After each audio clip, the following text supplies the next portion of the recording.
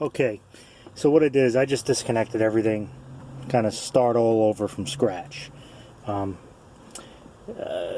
We'll probably recommend not to mess around with it and turn it on, because when I was doing this, I got to a point where when I turned the key, nothing would come on. So probably got to make sure everything's on there. My mistake, but you know, I didn't have the instructions and everything kind of looks self-explanatory, but obviously something was missing. So what they're saying to do, there's 4 screws. You're going to use a Torx bit, which is a T10. Take off 4 screws, and then you're popping this back panel off. You know, a little involved. Not totally afraid of doing it. So what they're looking to do is have you disconnect the display and then take this pin right here, if you can see it, and plug it into the back of the radio. Now I've uncovered a, let me see if I can get you here, an access panel. Let's take that access panel and you plug it in.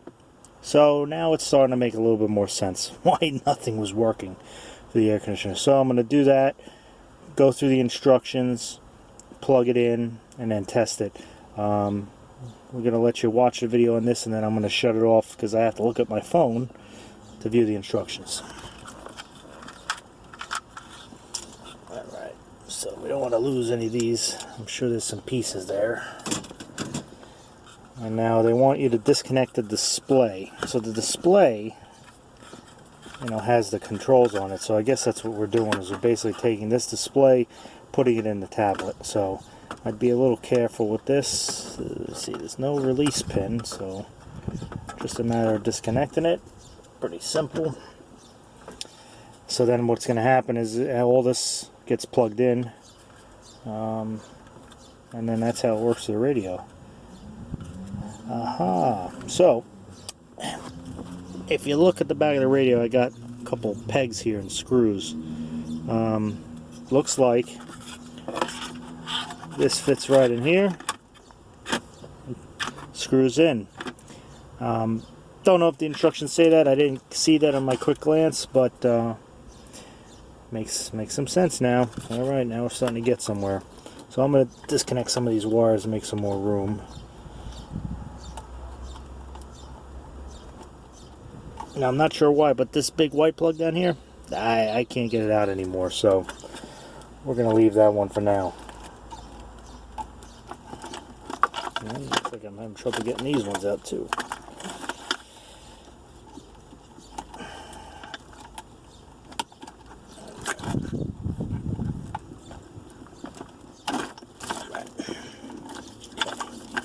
Make some room here. So it looks like I gotta pop these. Let's see if you can see down here. I pull some of these screws out here. There's two on the left, 2 on the right, and that's what's going to hold this unit in once I plug it in. So let me pop those out. Not going to lie, this is probably a little advanced for the average guy, just because of what you got to do, but not totally impossible. Plug and play, kinda. Wouldn't know if I'd go that far. It's a little bit more of an advanced plug and play, especially when you got to start doing stuff like that, because you really got to be careful. Mess with the factory wiring and blow an ECU. Not going to be a good day at the dealership. That being said, I don't have a warranty on this anymore, so I don't have to worry about voiding anything. If it was a new vehicle, you know, you'd have to be, it'd be a little concerned. What I would certainly do if it was new, keep all the old parts. You get a problem with it, unplug everything, put the original radio back in, because they will find any reason to not cover something. I know, because I've been there. I changed a couple light bulbs in a brand new Sierra, and they tried to blame the LED light bulb for the reason the entire electrical fuse panel under the engine compartment blew out. Obviously that didn't hold up, but nonetheless they're going to find a reason. Alright, so now let's plug this guy in.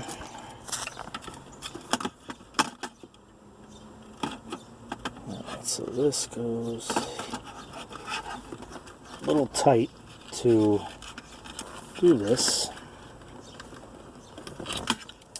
What the fuck's...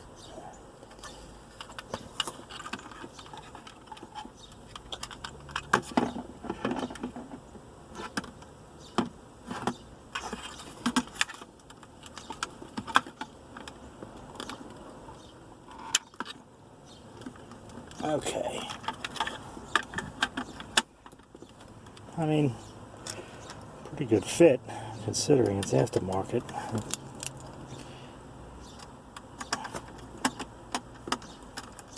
One thing I will say, it's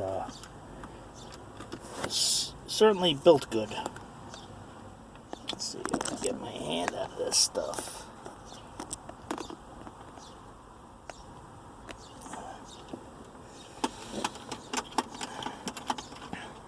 I'm not big on making YouTube videos, so I'm sure there's going to be some complaints. You can see something, can't see something, hands in the way, but listen, do a better video. I encourage it.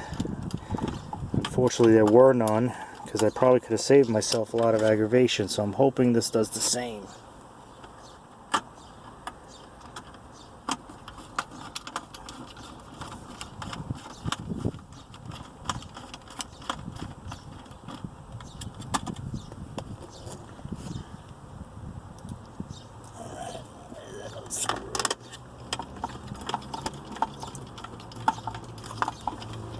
So now in the short period that I did have it on, seems pretty cool. I think I'm going to be happy with it.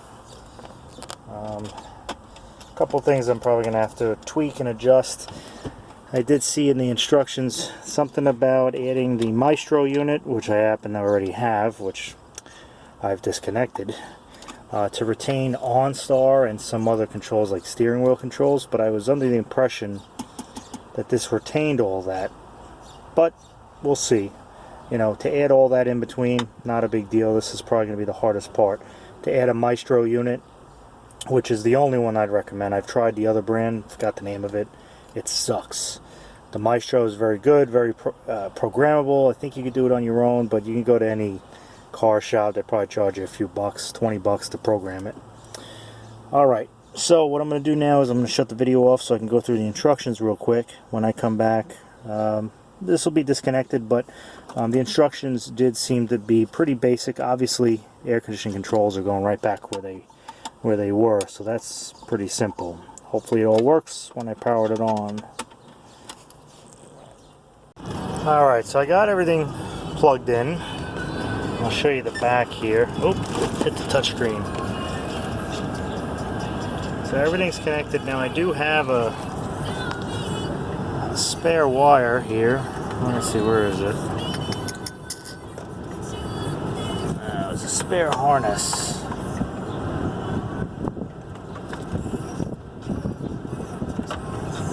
Okay, don't know where it went. So these are the powers. Oh, this. So this, I don't know what this is. Spare. I'm going to go through the instructions. Looks like speakers.